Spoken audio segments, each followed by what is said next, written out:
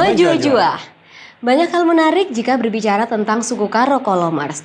Mulai dari sisi sejarah, kesenian, rumah adat, tradisi, kuliner, bahkan tempat wisata yang menjadi tempat andalan jika akan berkunjung ke sana. Tidak hanya itu, nama etnis ini bahkan sampai dijadikan nama kabupaten di Provinsi Sumatera Utara, yaitu Kabupaten Karo. Mungkin karena suku Karo adalah salah satu rumpun suku Batak yang jumlah penduduknya cukup besar yang berada di Provinsi Sumatera Utara. Cukup masuk akal juga sih ya. Baik, mari kita bahas secara lebih lengkap bersama saya Aprilia Utami dan rekan saya Habib Aziz. Inilah Desa Punya Cerita selengkapnya.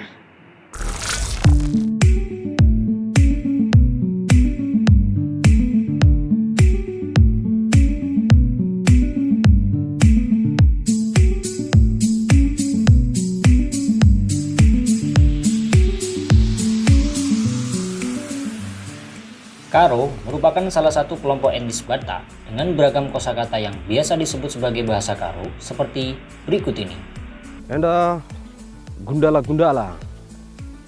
Jadi naik bes tanah Karo enda lit me sada kerajaan si cukup megah, rakyat nabe makmur.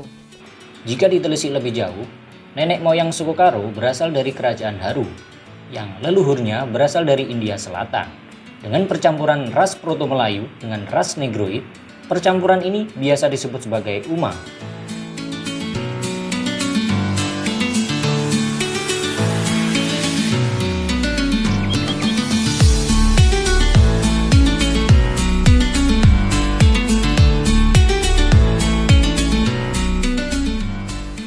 Sebagai masyarakat dengan etnis Batak Karo yang memiliki jumlah mayoritas, suku ini memeluk agama Kristen Protestan, Kristen Katolik, Islam, dan juga Pemena.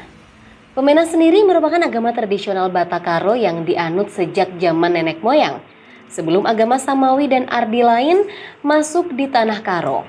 Dalam sistem keagamaan yang diakui di Indonesia, Pemena dimasukkan ke dalam agama Hindu loh, Kolomers.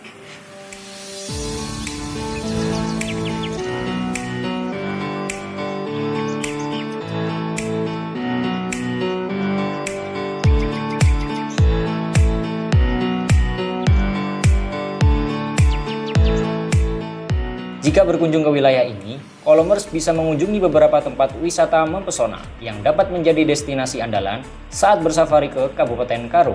Seperti air terjun Sipiso-Piso yang terletak di Desa Tongging, Kabupaten Karo. Air terjun ini memiliki ketinggian hingga 120 meter yang mengucur deras. Membentuk garis vertikal secara sempurna, air terjun ini terbentuk pada aliran sungai Pajana Bolon yang berada di bibir kaldera raksasa Danau Toba. Kemudian ada tujuan wisata populer lain seperti kawasan Brastagi.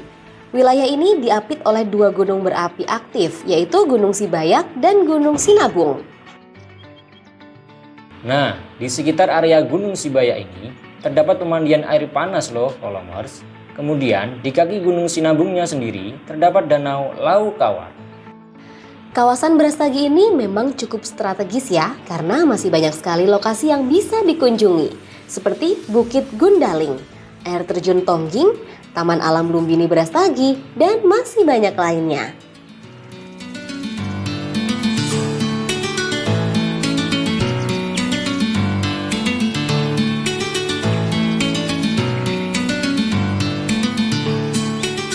Nah, memang tidak ada habisnya jika membahas tentang suku ini ya, seperti halnya Gundala-Gundala yang menjadi tarian khas suku Karo, dengan latar belakang cerita yang cukup melegenda.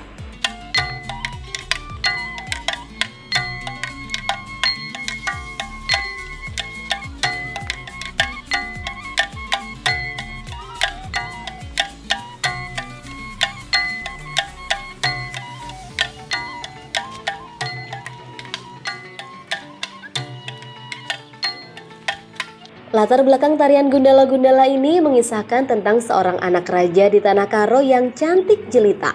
Kemudian ada seorang pemuda pintar dan tangguh menyukai sang putri, sampai pemuda ini rela menjelma menjadi burung si Gurda-Gurdi. Hal ini dilakukan agar bisa mendekati sang putri yang selalu dijaga dengan ketat oleh sang raja. Di Tanah Karo, kreasi tarian ini tergolong sebagai jenis tari-tarian yang berkaitan dengan hiburan secara umum, yang tidak berkaitan dengan adat istiadat atau hal-hal religius.